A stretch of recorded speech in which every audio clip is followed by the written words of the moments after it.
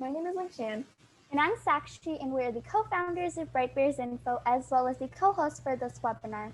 Today we have two amazing student YouTubers who will be answering any of your questions related to balancing your academics and extracurriculars, as well as talk about their own experiences with being a student YouTuber. Lingshan, why don't we explain who we are and what we do? Yes, of course, Sakshi. So for anyone who doesn't already know us, we are BrightBearsInfo. BrightBearsInfo is a student-led nonprofit organization, and our goal is to help high school students discover their careers and explore passions. Be sure to check out BrightBearsInfo on Instagram, Facebook, TikTok, LinkedIn, Twitter, and Spotify, as well as YouTube, where we post recordings of all of our events. So we'll be shortly starting off with an introduction of our guests, Jasma, Zhou, and Noo Stenning. Then we'll hear from each of our panelists as they discuss a specific topic about balancing academics and extracurriculars. And then during the webinar, we will ask everyone to stay on mute and to keep their cameras off, and to type any of your questions in the chat. So, our webinar will be split into 4 different sections. First, how a typical day in the life of a student YouTuber looks like, followed by time management and planning your week, then motivations and passions, and finally, how to get started with YouTube. So, Jasma, can you tell us a little bit about yourself, your YouTube channel, and what your YouTube channel is about? Yeah, of course. So I'm in grade 11, currently at Unionville High School, and my YouTube channel is basically where I post cooking videos, a lot of recipes that I develop myself, and also inspirations that I pull from other people. I've been cooking since I was very, very young, and I started this channel when I was 11, so I've been doing this for quite a while. Some of my hobbies include, as listed on the side, I love doing photography, and I've been able to kind of integrate that into the food blog portion of what I do. And I also love doing visual arts and watching movies in my free time.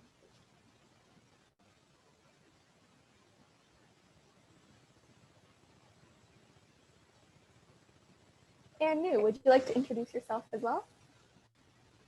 Yeah, of course. Hi, I'm Noo. I'm 22. I am currently studying musical theatre at a drama school in London, but I also previously did a biochemistry degree.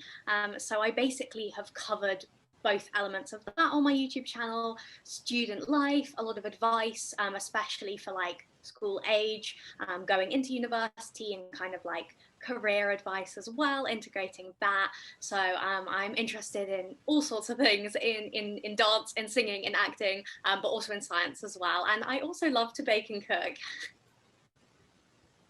Wow, yeah, that sounds great. Yeah, thank you everyone for your introductions. So before we get into the Q&A section, we're going to start off with a little activity to introduce our topic for today and to get to know our audience a little bit better. So on the screen right now, you'll see 2 poll questions, which are, do you struggle with balancing your academics and your extracurriculars? And who wants to be a social media influencer / YouTuber? So we'll give you around 30 seconds to answer both of these.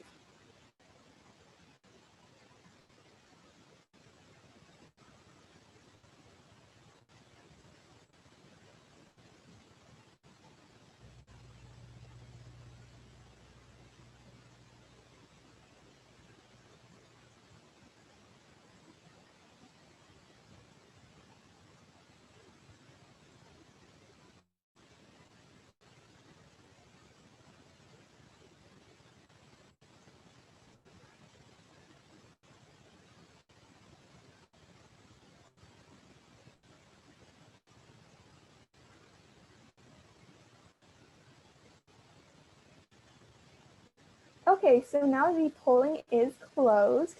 So as you can see, 76% of our audience today struggles with balancing the academics and extracurriculars, and 67% of the audience would like to become a YouTuber or social media influencer. So also, if you would like, you can also share your ideas or your thoughts about these poll questions in the chat right now, because we would love to hear them and any of your ideas. So anything, it could be like what you want to do on your YouTube channel, or like what things you struggle with in terms of balancing, and yeah, just share your thoughts. Thank you to everyone who participated. We loved getting to know our audience a little bit better. Now, let's get started with our Q&A portion of the webinar. The first section is how a typical day in the life of a student YouTuber looks like. Drop your questions related to this topic in the chat. Our first question to begin this section is, can you explain what your typical day looks like as a student YouTuber? Jasma, would you like to start us off? Yeah, of course. So typically, I don't really do like a lot of heavy focus YouTube stuff during my weekdays because, of course, full-time high school is quite consuming. So usually my focus of like a usual day where I do YouTube stuff is mostly on the weekends. I film on Saturdays, and since I have a focus on food and kind of like the blogging portion as well, I also save my Sundays as kind of like the photo shoot sort of days. So it usually starts off pretty early because for me specifically, I aim to film during the daytime, so I have natural lighting. And then it really just a full day of filming. It's always very different because it varies based off of what type of videos I'm filming. But a lot of what goes on during that day is planned out a few days ahead of time, especially since I need to develop my recipes and the videos that I make kind of start beginning a lot ahead of when I actually start filming the videos. So those are things that I do kind of during my weeks. It really happens whenever I have time. So if I end up, especially for online during this year, if I have finished schoolwork during a class, I would probably end up like, start planning my video or something during class time because we just have to squeeze from wherever we can. And I also do a lot of editing stuff really just whenever I can. So there really isn't a typical day, I would say. It's always shifting because school is also very flexible for me as well. A lot of things come up unexpected. And yeah, that's just a very brief rundown, I guess, of what I do. Awesome. Noo, would you like to go next? Yeah, I have to agree that I don't really have just a typical day. I think it really depends on the week, but in general, I also sort of try and fit things in whenever I have a gap. I definitely used to film on the weekends when I was at school, and now I found that the weekends are just as busy as the week. So it's more just like when I have a slot available, if I have a bit of time, I'll be editing in that time, no matter where I am, because I always have my laptop, and I sort of try and film, if I can, a good few days in advance. So maybe like 4 or 5 days ahead of when it needs to be up on my like set uploading day, which I randomly decided was a Tuesday. And that just gives me time to edit in one of those random slots. Otherwise you end up not doing it, don't you? Because you think that you have the time and you just don't. So I guess a typical day is finding random slots within my day to do the things that I need to do. Wow, yeah, that actually sounds quite busy. I wonder, do you guys do like other stuff besides YouTube and school? Like, do you have another job or like I don't know. Let me know. Well, I currently don't have a job. I mean, I kind of missed the spot when I turned 16, pandemic hit, so never got a chance to do that. But I mean, being in high school and, trying to build a resume, I do participate in a lot of, volunteering and other extracurriculars as well. So yeah, there's definitely more than just school and YouTube on the plate for me. Yeah, the same for me too. I guess now I'm kind of turning my hobby into my career. So before, when I was obviously doing something completely different, I was doing the science as my work, as my school. I was doing YouTube, and I was also doing musical theatre on the side, as well as, again, a bunch of other little things, bits and bobs, volunteering. And now it's kind of come together a bit, so it doesn't take up any less time. But I have to spend quite a lot of time just training outside of my hours anyway. Dance, that kind of thing. So yeah, there's a lot on the plate as well. Wow, that honestly sounds very hectic, but it's good to hear that you've turned your passion into your career. So I guess our next question is, how much time goes into making videos and editing your videos?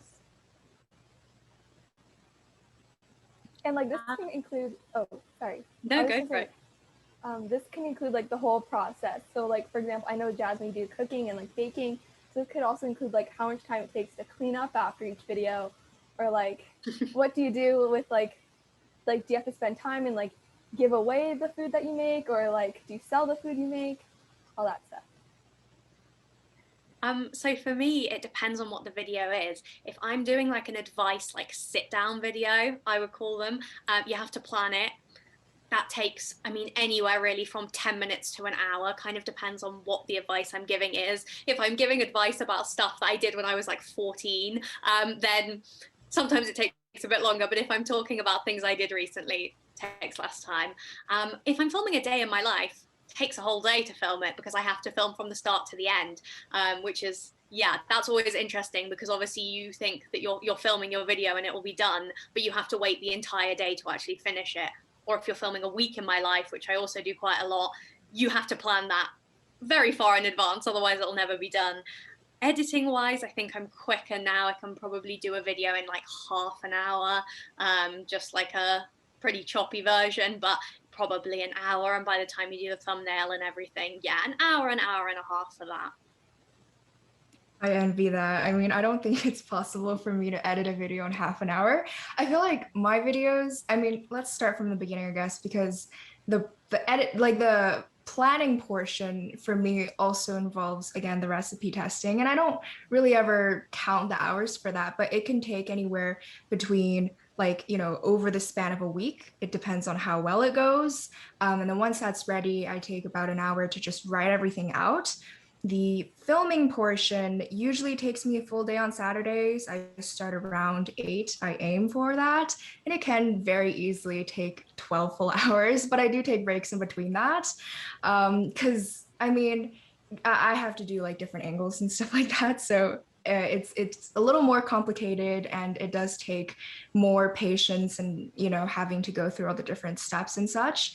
In terms of editing, I think editing for me is much more time consuming than the filming itself, because the filming I can kind of limit that within a day, but with the editing, I never am happy with it. So I kind of just keep going and going until I think I'm ready.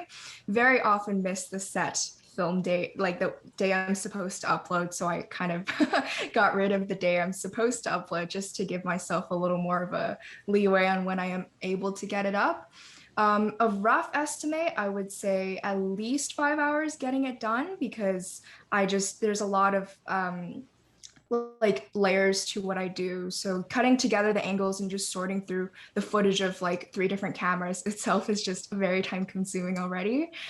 So I never like calculate how much time it takes, because I think I would just think it's too much. I don't think that would be good for me. But it does take, I mean, at least a full week to do it. Definitely not all the time, but that's the average amount of time it takes for me. Wow, that is very surprising. That's a lot of time, especially like being in high school in grade 11, like moving on to university. That's a lot of time to first plan, edit, like film. I'm surprised that you're actually keeping up with this. Yeah, honestly, I agree. What do you guys think is like the longest time you've spent making a video? Like one single video?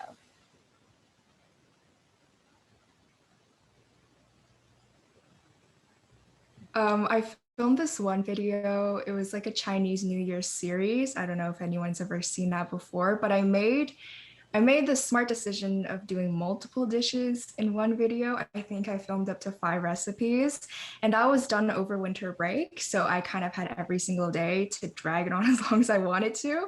I think it took me about 4 days to film that one video. And then the editing, I don't even know, because I had to like, you know, gather the footage of so many different cameras and piece that together. That's probably the most time consuming one.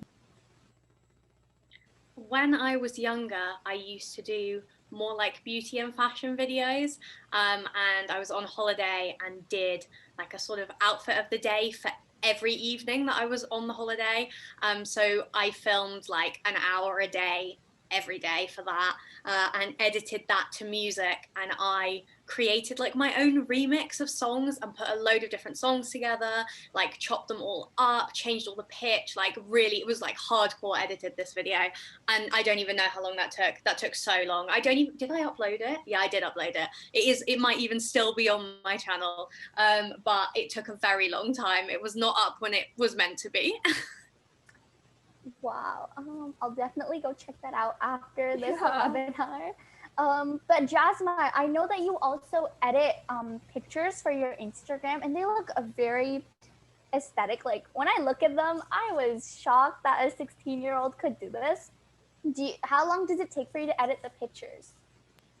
The pictures are the easier part because I feel like it's kind of like a time filler for me. So if I'm waiting for a video to export, I just kind of go through the whole batch. Sometimes if a teacher is giving a lecture, I would be editing during that as well, because I think editing a photo for me isn't as like it doesn't take up as much of my brain. So it's kind of like a side thing.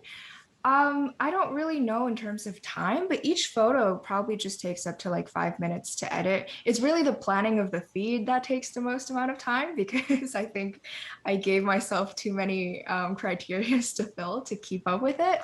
But the editing part doesn't take a whole lot of time for me.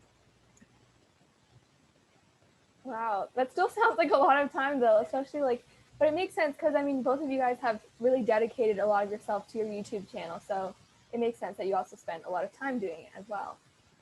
So yeah, Yeah, I guess definitely. now we'll be going on to our next section. So our next section is planning / organizing your week. So to begin this section, Noo, how do you prioritize your time and how do you know what to tackle first? Yeah, good question. How do I prioritize my time? I try and do it well, but it doesn't always go well.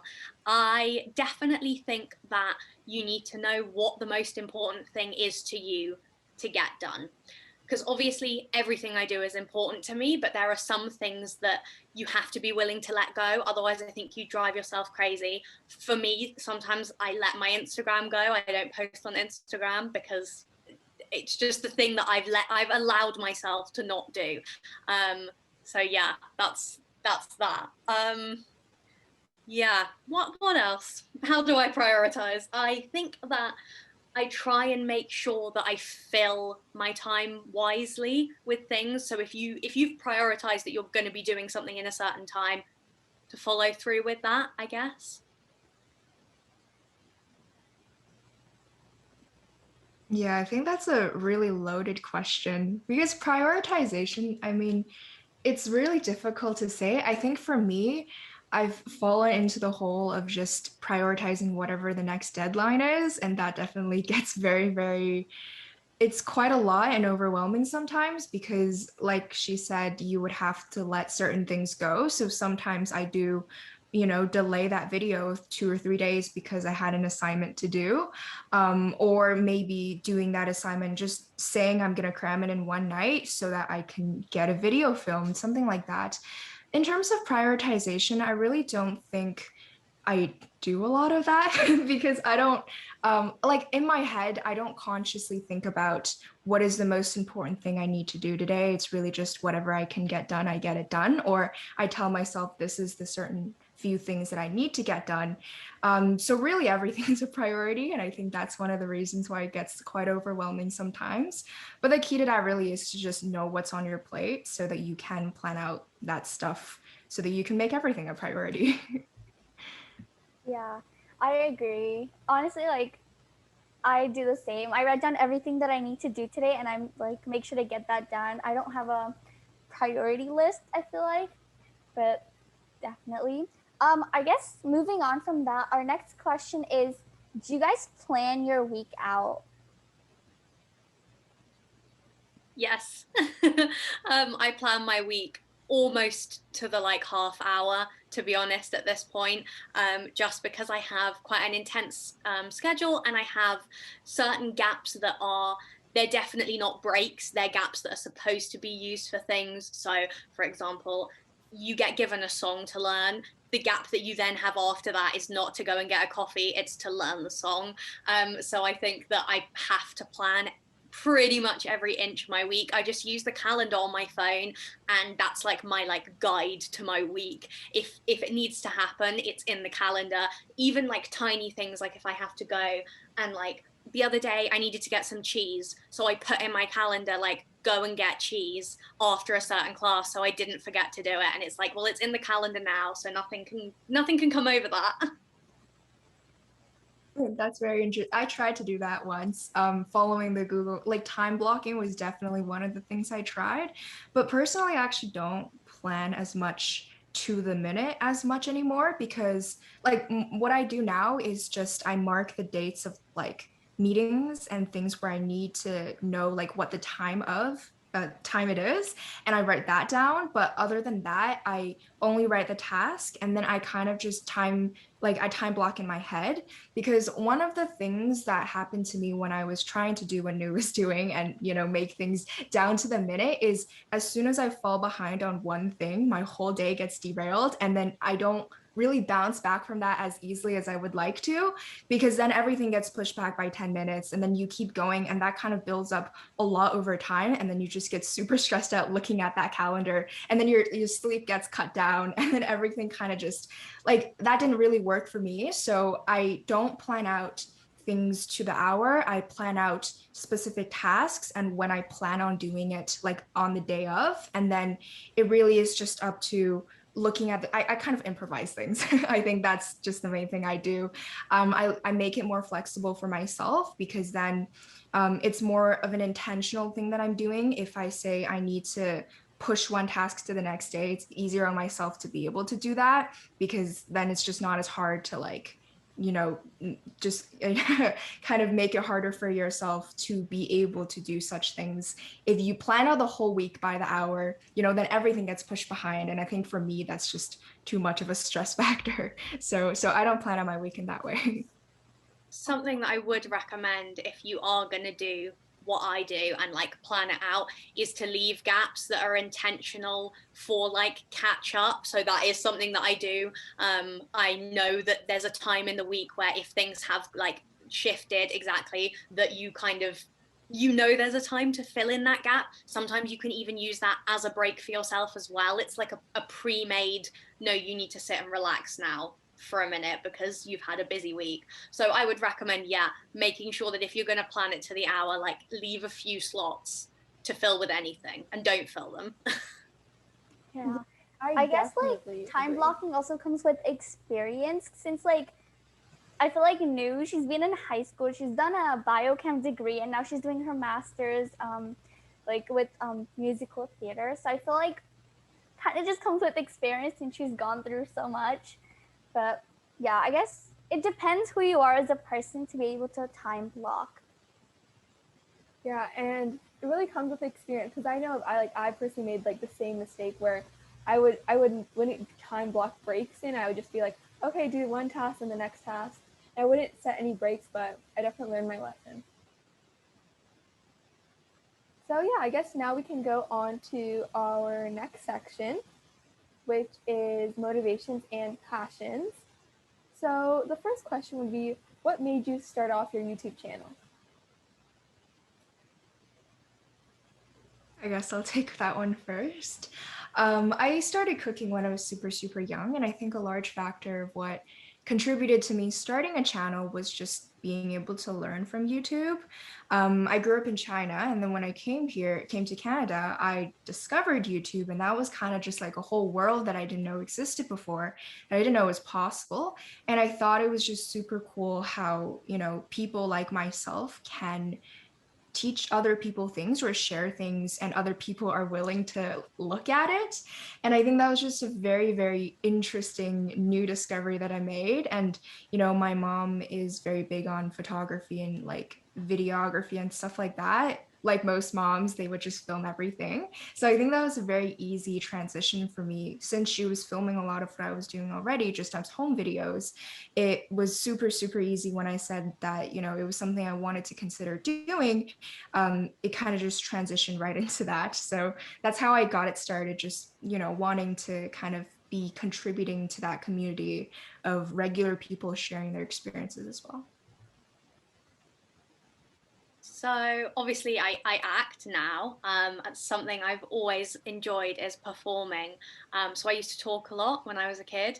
And I think that I started watching YouTube, seeing people also talk a lot and talk about things they enjoyed, and thought, well, I can do that. I started when I was about 11 as well. So yeah, I've been doing it a long time, just thinking, if they can sit and talk about things, why can't I? At that time, YouTube wasn't huge. This is like what, like before 2010. So like YouTube was, yeah, it wasn't what it is now. It wasn't a thing to be a YouTuber really. And I kind of thought, well, there are no kids on YouTube talking about things they like. There's only adults. So like, I want to have a go. And there's a shop that I mean, I still love, but loved a lot of the time, Lush, if anyone is fond of Lush as well. And I used to go and I used to buy ridiculous amount of soap with my pocket money. And I used to come back and just say, well, okay, I'm going to talk about this now. Sit down one day and I just started literally doing a haul of the things I bought, just like I'd seen other people do on YouTube, and basically just carried on from there. Spoke about Lush for a while and then just slowly started talking about other things, but just kind of to talk to people, to have like an outlet, I guess.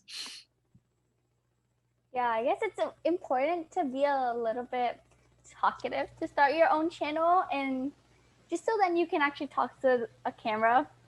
But I guess our next question is, how do you guys get the motivation in the morning to get out of bed and be productive?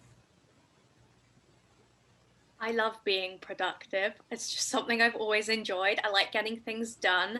I've always been someone who has quite a lot of like plate spinning, if you will, obviously because I had quite different likes and hobbies of like the science and the singing, dancing. They're not similar. So to keep both going was always, I had to be productive and like efficient with my time to do that.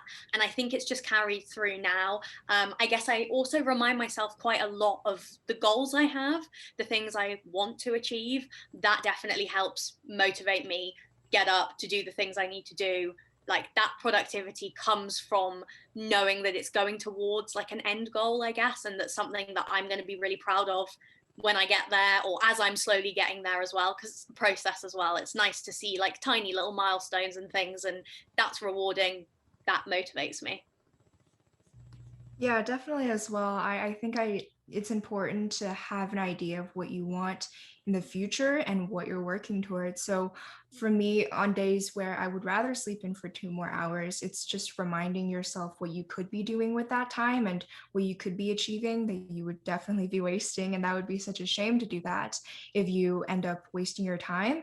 And another part for me is just I get bored really, really easily. So I think doing things with my time kind of just comes naturally. Even on days where I have nothing planned, I would be, finding random things to fill that time with, because I don't like to end the day off knowing that I did absolutely nothing. Like I want to be able to recount in my head what I was able to at least achieve one task in that way.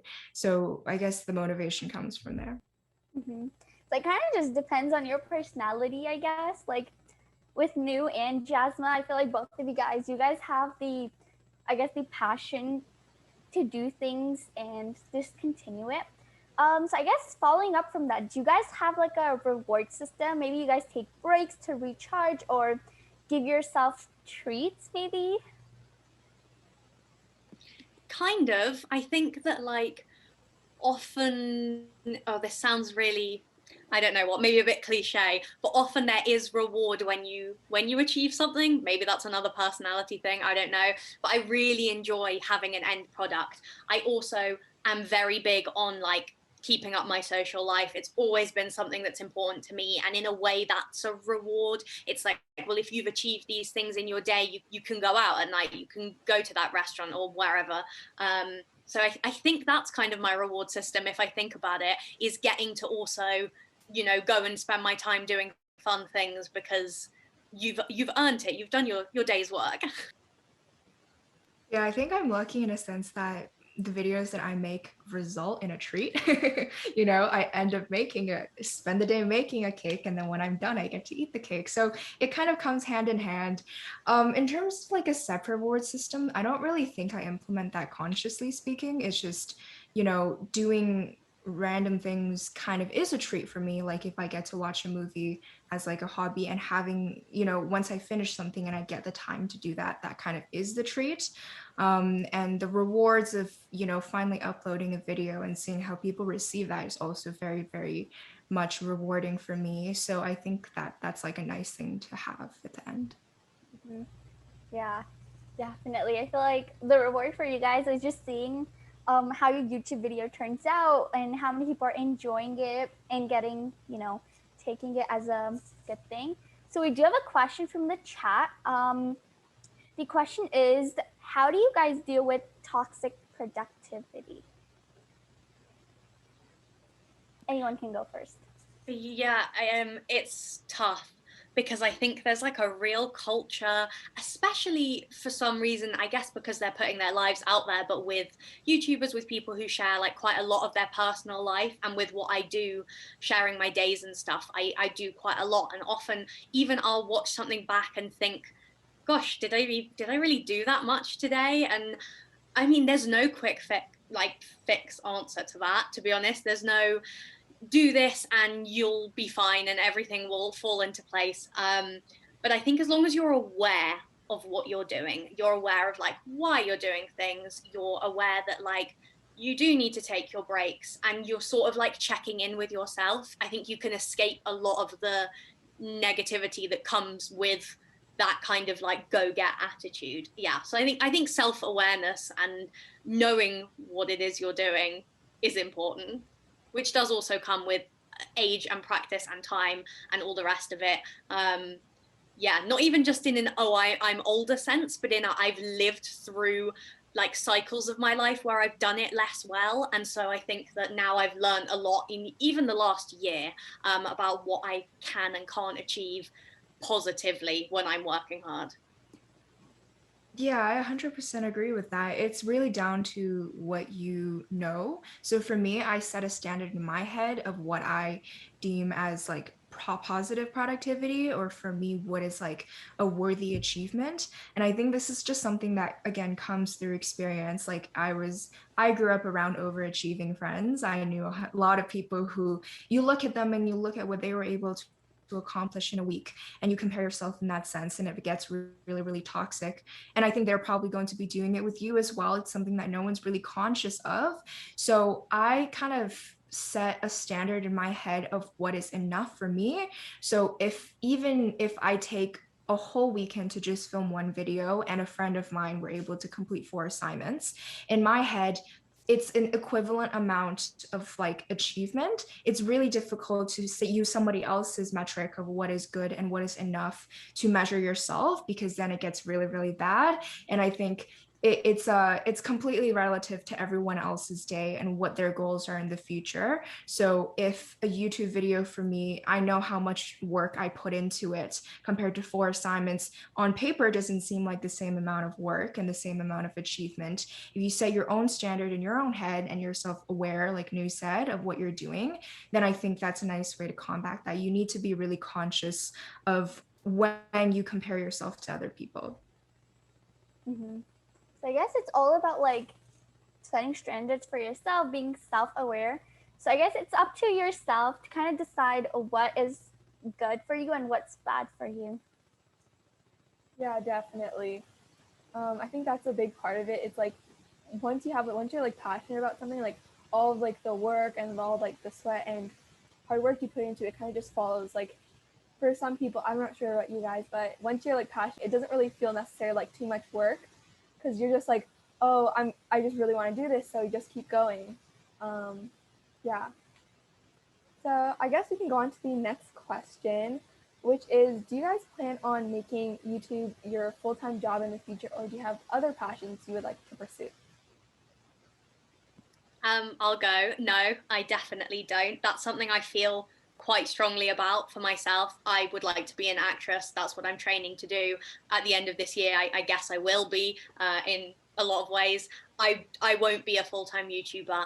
I have always seen it as a way to, I guess, enhance anything else I do, to kind of add on. It's very much a part of my life, and I think it will be into the future. I don't plan on stopping. There's no end date on it, but it's never going to be what I do. I think putting myself out there in that way is not, it's not quite fulfilling enough for me. Obviously, I have quite a intensive career going on. It takes up a lot of time, and I wouldn't want the two to be fighting. So I think the plan is to do what I want to do, hopefully, I guess, and then to use YouTube to share that experience with other people, to help them get into it, for me to document it, it's really fun. I really enjoy filming that and to look back on it. But I won't be making it my full-time job, I'm pretty sure. Well, coming from a high school perspective, you know, I have no clue what I want to do in university even. So I'm not against the idea of it. I used to be a full-on no. I was like, you know, being on the internet and being like a social media person it is never what I wanted to do. I don't love being in the public eye. I think attention, even just in person, is not something I always seek. So it was never something I started off with the mindset of. I never tried to make it a full-time thing. I mean, if I wanted to, I definitely should be putting many more hours into this and, you know, treating it like a full-time thing. And then recently, I think in quarantine, that's when a huge shift kind of happened because I kind of changed the idea of what I wanted my supposed career path to be. And then I actually started making a bit of an income off of YouTube. And I was like, you know, if this does happen organically, I'm definitely not opposed to it. I think working for myself is something that is appealing, and being able to, you know, use YouTube as almost like a stepping stone to something else, being able to, because like honestly I like food a lot and there are many other things that you're able to do with the food like field, and so maybe branching off of YouTube in the future is something I can definitely consider, but I'm not set on anything at the moment. Hey, awesome. Thank you for sharing. Our next question is, have you ever had any experiences where you wanted to quit, or how do you stay passionate? Ooh, okay. Definitely for me, yes. I think it gets really, really hard because with YouTube, it's not like a 9 to 5. There's no stopping it. Like you finish a video and then the next day you're making another one. And the grind kind of really, truly never stops. And that can get really overwhelming. There was a time where I took a 5 month break unintentionally off of YouTube. It was kind of just like, you know, school got really busy and then I missed a week of posting. So I was like, okay, I guess I'll just miss another week then. And then I kind of just snowballed into 5 whole months. And I think I considered taking an even longer break at that point. But the motivation factor really just is I liked what I was doing. And it was more of like it definitely was a hobby at the time. And it was a big part of who I identify almost as. And it was a big part of what I did on my weekends and during my days. It was how I filled my time. It was how I felt productive and felt like I was actually doing something important other than just school. So like eventually eased back into that. I think having people being supportive of that is also very, very helpful. But knowing kind of why you're doing what you're doing is the only way that you don't lose sight of why you should be doing it. I've taken a few actually, quite big breaks, the longest being maybe even nearly a year, not quite, just because other things in life took over. And like I said, you have to let things go sometimes. And it got to the point where it's like Instagram had gone and then the schedule had gone and then slowly but throughout that, I don't think I ever wanted to quit. I don't think I've ever felt like, oh no, I just can't do this at all anymore. The only thing that I can imagine could have made me think that is when I was doing it at school. People could be a bit mean sometimes. I would do things that were, you know, a cool opportunity. And I think that people get a bit jealous of that and find a way to kind of twist it. And that would have made people, and, you know, maybe if I was different, think that, but that made me more determined. I was like, definitely not quitting. But I don't think I've ever actually wanted to quit. I think that I have always thought that, I guess I'm lucky that I always feel like there'll be someone out there, even if the numbers go down, which they do when you take big breaks. There'll be someone who finds it useful, who enjoys it, and that's the passion for me. I think that it's like I'm never going to fully quit until such day as maybe it doesn't even exist anymore. Because there's always someone who wants to watch that, and for me, I can take a break, I can stop for a bit. Yeah, it's not great for the statistics and for if you're, you know, using it as a part-time job or anything, but at the same time there's people there enjoying it, and for me that would keep me going through. Yeah, as like a follow-up question I have is, do you ever get like pressure to quit? Like, for example, I know that YouTube in certain like cultures and stuff, I know that YouTube isn't like the most positive thing. I know that people are always pressured to become, doctors, lawyers, that type of stuff. So have you ever like experienced negatives or like pressure to quit?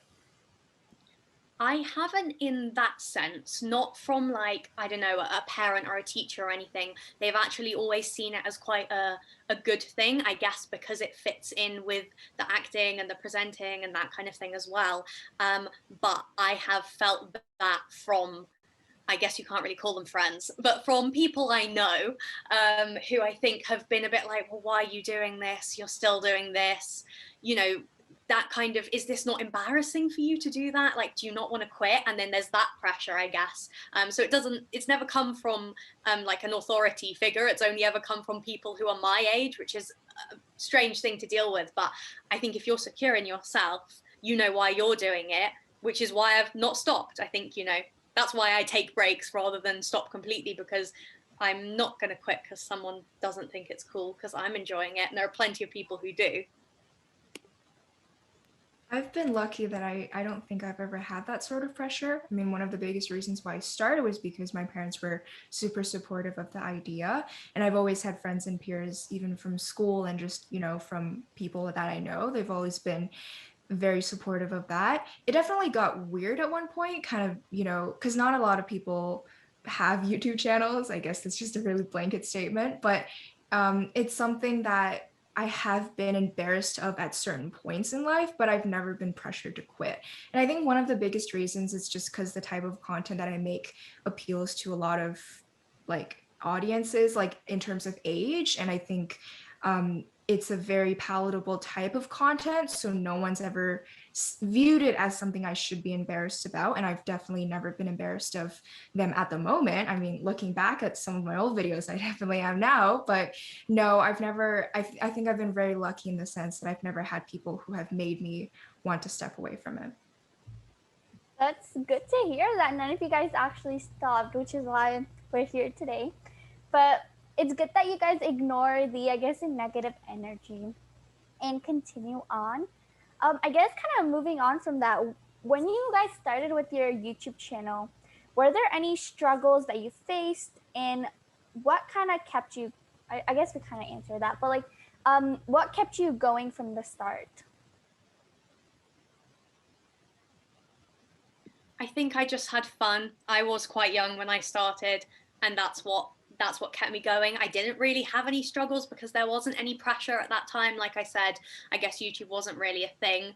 But I think always, even now, the thing that keeps me going is when I'm enjoying myself. And if I'm not posting, the reason is because I haven't been enjoying making the video.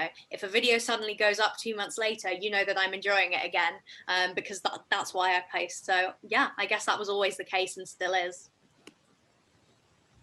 Yeah, I think starting young, it was definitely fun, but I think the biggest struggle that I faced was, having the realization of how time consuming it actually was going to be. It just hit me like a truck. I had no idea that I would be giving up all of my weekends and even a large part of, my after school time. I had to cut down a lot of the time I got to, be rather spending with friends or doing something fun that is usually something people my age would be doing. And I think making those sacrifices unconsciously kind of took a bit of a hit on me because I didn't think that was what I was signing up for. I didn't think that I would be spending as much time as I did, even just in the very beginning, because when you start off, it's I would say arguably it takes more time because you need to be posting very, very consistently, at least for me. And getting the hang of things, doing things before you actually know how to do it, like setting up camera equipment, editing, without getting the hang of that or even receiving any sort of training in that sense, probably dragged on the time even more for me.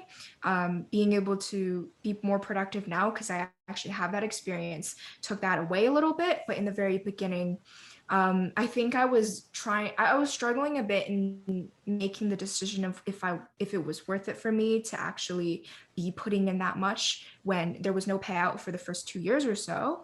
And being an 11-year-old, that was not an easy decision, but I think that was the only big struggle that I ended up facing. Yeah, I definitely agree, because like also like once you get older, you kind of also realize like, oh, I actually enjoy doing something, or you realize you don't like doing something so much. So yeah, definitely. So now kind of branching on to more of being a YouTuber as a career, if you were to become a YouTuber as a career, how do you basically like, do you make investments through like your camera equipment, through your YouTube channel? And if so, like, how do you get that in return? Like, how do you make profit? Because I know like Jasma lives in Canada, but Noo lives not in Canada. So I guess, would you like to explain that? Yeah, I have a lot of friends who are YouTubers full time. Um, I have a lot of friends who do it part time, and I have a lot of friends who don't necessarily make that much money or only post occasionally. So I feel like I have like the knowledge. Again, can't speak for myself because I kind of just I upgrade things when I need to. I bought a vlogging camera when I started properly doing that. I guess little investments like that, well, they're big money investments, but just small changes, I think, are up to you when you're doing it kind of like loosely. But for some of my friends who do it more permanently, I think the investments in the equipment come when you realize that actually the content that you want to make would be elevated by improving the quality of those things. Oh, I've got a light on right now, for example. I did buy that because that's useful for me for time management purposes. It means I can film at night. It's not as nice, but it means that can happen, which obviously opens up many more hours in the day. So things like that, I guess, are considerations. Do you move around a lot? Do you need one of those tripods that you can like strap onto things if you're going to be traveling and doing that? I guess it's knowing what you need and then what would enhance that to the next level. And do you actually need to enhance that, or would you be better off putting that money somewhere else? Because sometimes I don't think it is all about the quality. I think that sometimes you'd be better putting that money, for example, into the video idea that you were doing if that requires it. Did you ask also? Yeah, you did, about like making money as well. I'll just quickly talk about that. So obviously there's AdSense on YouTube videos, which is not very much money. It's like notoriously the rates are quite difficult for that. So you make some money off adverts. Even people who do it full time do not make a lot of money from that. Most people, and me included, make our money from sponsorships. So again, if you are thinking about doing it seriously, I guess one of the time investments you can make is maybe finding a manager or a management. So I have a manager who helps me with those brand deals. She knows how to talk to the brands, which saves me a lot of time because I don't have to be replying to these emails and back and forth negotiating, all that kind of thing.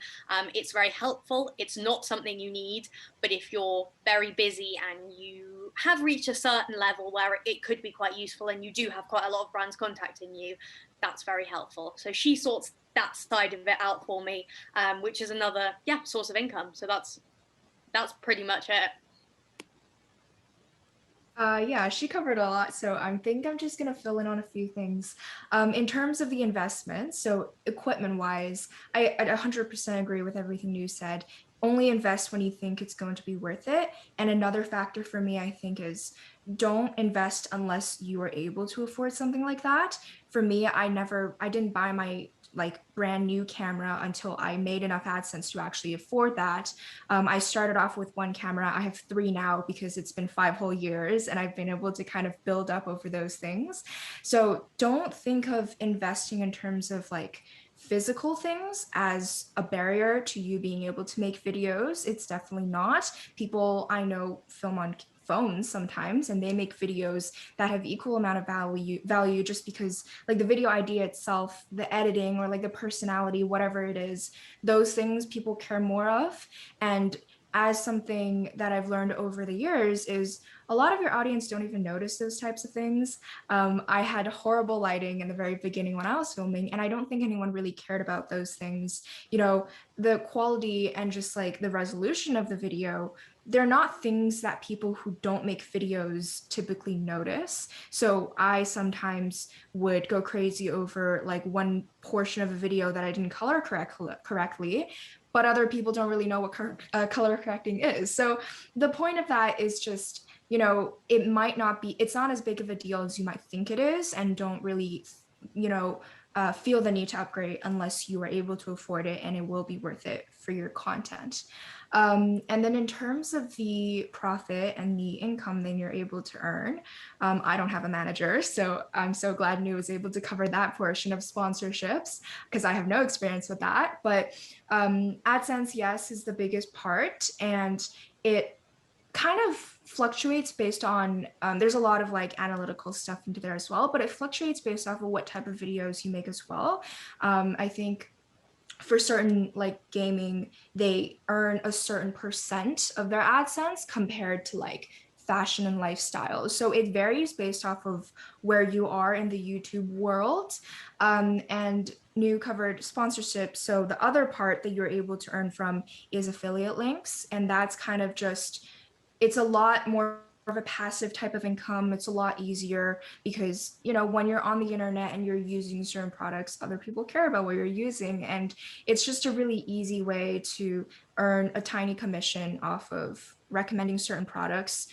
Being a part of the Amazon affiliate program has been very helpful for me. And it's also very easy because once you leave the link there, people just click on it and you don't really need to do anything from there. And even though the commissions are small, they definitely add up over time. So that's just one of the other ways you can earn income in that way. Okay, awesome. Thank you for letting our audience know about that. I'm sure that'll be very helpful. So we kind of already moved on to our last section, which was how to get started with YouTube. So continuing on with that, our next question is, what advice would you give to someone who's planning to start their own YouTube channel? I've been asked this a lot, and I have like one big answer, which is just make content that you want to make and that you like making. The audience knows if you're making something that you don't want to make. They know, they don't care, they won't come back. I promise, they'll know. I also think if you're not enjoying what you're doing, you can't stay committed to your time schedule either. So it's completely lose-lose if you're doing things you don't want to do. I think if you want to start, find something you want to do, try and find an angle on it that no one else has done if you can, and then go for it, commit to it, and make sure that you are enjoying what you're doing. Yeah, absolutely. I think that's really the only way to be able to survive YouTube because, you know, the algorithm changes like every year. So you can never really figure out how to be successful and beat the system in that way. You know, many different things change about the platform of YouTube. So 100 different factors are out of your control. So you can really just focus on yourself and do what you like. But I will say it is important to kind of set your intentions and be able to do research to understand how to work towards that. Because when I started on YouTube, I would grind videos and then I would post maybe 2 per day for a little while because I just thought, well, I finished a video, why not get it up there? But that wasn't the smartest thing to do because, you know, the algorithm doesn't reward you when you do something like that. People don't discover you just because you are putting videos on the internet. And I think, you know, when I was younger, I didn't care about discovery, but it would have been smarter for me to save it and span it over 2 months, maybe. That would have been easier and better for me. So I think when you're starting, it's a very new world of YouTube and many things have changed. So it's good to, like, if you do enter the world of YouTube with the goal of wanting to earn as much money as you can, do your research on how you can do that. Maybe start learning how to reach out to brands from day one, just so you gain that experience and you are consciously working towards a goal. For me, I kind of just, you know, wandered throughout and try to figure my way out kind of without using any outside resources, just because that never crossed my mind for some reason. But there are many YouTubers now that talk about how you are able to navigate the platform and how you can be successful in that sense. So put in some time before you start, just so that you have a better grasp of what you're doing and what is the smartest way to get the outcome that you actually want. Mm-hmm. Yeah, I definitely agree with both of your advices. All right, so thank you for all the tips and advice that you shared with our audience today. But unfortunately, that's all the time we have for this webinar. And please do stay back after the webinar if any of the attendees have any more questions for our panelists. Let's have a virtual round of applause for our panelists today. And we want to thank Jasma and Noo for taking the time out of their day and joining us for this webinar. If you enjoyed this webinar, then make sure to recommend our future events to your friends. You can also connect with us on Instagram or on any of our other socials if you're looking for more opportunities such as the one you were at today. And also check out our Instagram page where we will be posting weekly updates and opportunities which you can check out. And we also have future events planned throughout the course of this year. And later this year, we'll be having our biggest event yet, which will be announced soon. And make sure to keep a lookout because registration will be extremely limited. We'll also be posting a recording of this webinar on YouTube, so you can check out all the webinars if you missed any. And don't forget to hit the subscribe button. We want to thank all of you for attending our last webinar of the monthly webinar series. We hope you learned a lot from our guests, and be sure to check out their YouTube channels as well. As I mentioned before, stay back if you have any more questions for our panelists, but for others, stay tuned and we hope to see you all soon. Bye, everyone. Bye, everyone.